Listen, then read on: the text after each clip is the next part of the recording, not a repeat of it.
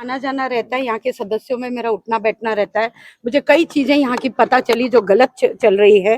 पहले मेरा अगेंस्ट में नहीं थी मैनेजिंग कमेटी के, लेकिन कुछ चीजें मुझे पता चली हाल ही में कि कुछ ऐसी चीजें हो रही हैं जिसका हमें कुछ पता ही नहीं है कि हो क्या रहा है।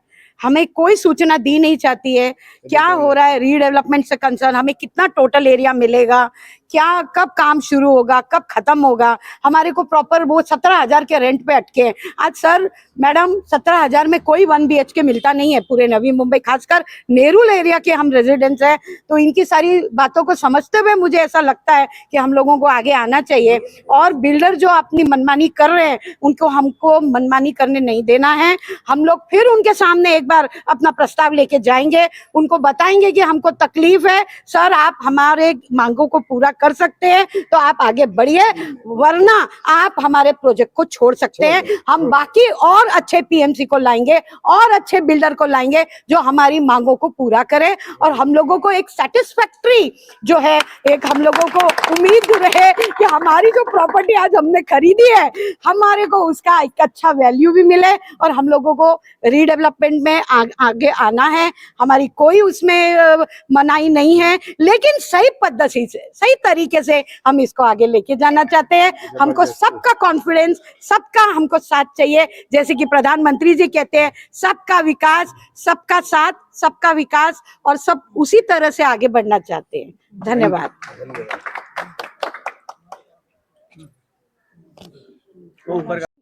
माझ्या आईच्या नावावरती घर होतं। माझ्या आईचं निधन 2024 जानेवारीमध्ये झालं आणि त्या सुमारास नंतर माझी कोर्ट प्रोसिजर चालू झाली हेअरशिपसाठी।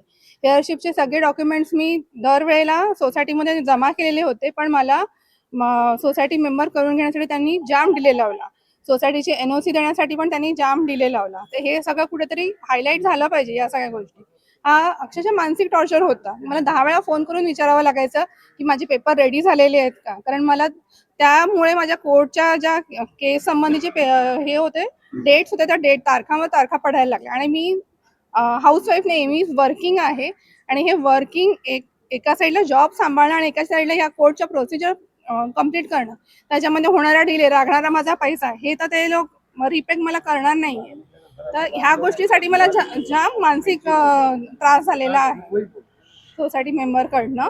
आणि सेकंड थिंग, हे जे आता चाललंय तुम्ही बघताच हे सगळे की बिल्डर आणणं आणि त्याच्यात असं काहीही ट्रान्सपरन्सी नाही। प्रत्येक गोष्टीमध्ये आम्हाला सांगितलं एक जातं ओरली आणि त्याचा काही पेपर पुरावे नाहीये, एवढा एरिया देणार वगैरे त्या संबंध, बस एवढं सांगितलं। माझं नाव वैभव वेलिंगकर।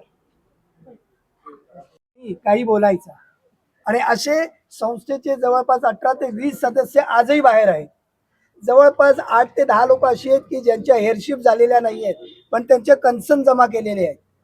सो आमचा विरोध पुनर्विकासाला नाही, आमचा विरोध बिल्डरला नाही, आमचा विरोध पदाधिकाऱ्यांना नाही, आमचा विरोध जी कार्यपद्धती अवलंबली जाते त्याला आहे। जी कार्यपद्धती आहे की तुम्ही जर समजा प्रशासकीय अधिकाऱ्याला बसवून निवडणूक घ्यायला पाहिजे, जर हंगामी समितीचा कार्यकाळ संपला जातो, आज संविधानामध्ये आहे, जर मुख्यमंत्र्याचा पंतप्रधानाचा कार्यकाळ संपला जातोय तर तो कार्यकाळ संपल्यानंतर मॅडम पंतप्रधान मुख्यमंत्री बोलतो मीच निवडणूक घेणार। आमची समिती प्राधिकृत अधिकारी उपनिबंधक नियुक्त करतो, त्याला हँडिंग ओव्हर देत नाहीत आणि स्वतःच्या मनमानीने निवडणूक कार्यक्रम लावून निवडणुका घेतात। सर, तुमच्या सोसायटीचं नाव काय आहे? कोणता विकासक या सोसायटीसाठी सोसायटी बांधण्यासाठी आलेला आहे? नेमकं काय आहे? मॅडम बघा, विकासकांच्या याच्यामध्ये यांनी 5 लोकांची नावं शॉर्टलिस्ट केली होती, 2 लोकांना यांनी रिजेक्ट यासाठी केलं की त्या विकासकांना विकासकच मानत नव्हते। ठीक आहे, मान्य आहे, त्यांनी ते शॉर्टलिस्ट केले, त्याच्यात मोराल डेव्हलपरला त्यांनी केलं।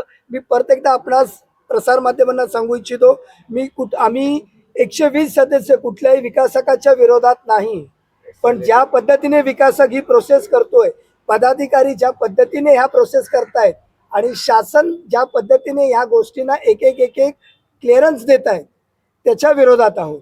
जर 18 सदस्य नाही आहेत तर भाडेतत्व करार कसा होतो? जर हंगामी समिती रद्द होते, बरखास्त होते, प्राधिकृत अधिकाऱ्याची नियुक्ती होते, तर मग निवडणुकीचे कार्यक्रम कसे लागले जातात? सहकार मंत्री सांगतात की निवडणूक निर्णय अधिकाऱ्याची नियुक्ती विधिग्राह्य नाही, प्रारूप मतदार यादी ही न्यायोचित नाही, हे सहकार मंत्री बोलतायत, मी नाही म्हणत। सहनिबंधक बोलतोय, उपनिबंधक बोलतोय, पण तरी पण आमची कमिटी म्हणते नाही नाही आम्ही त्यांचं ऐकणार ना, आम्ही निवडणुकीचा कार्यक्रम लावणार आणि निवडणूक घेणार. निवडणुकीमध्ये मॅडम फक्त 84 लोकांना मतदानाचा अधिकार दिलेला आहे. 100 लोकांची वोटर लिस्ट दाखवली आहे. विथ इव्हिडन्स आहेत आमच्याकडे.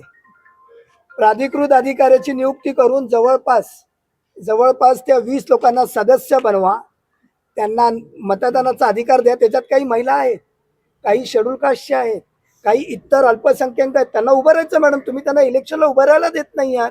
मग त्यांच्या शिक्षणाचा आणि त्यांच्या संविधानिक अधिकाराचा उपयोग काय?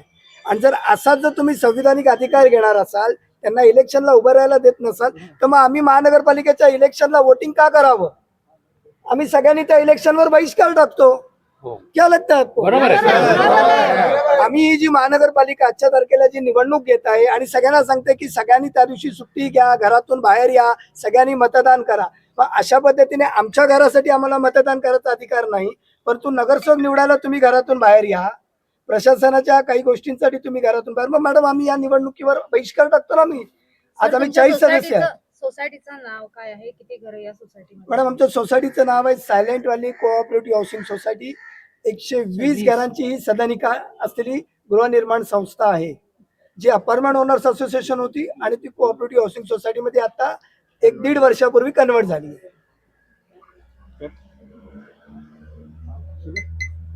हा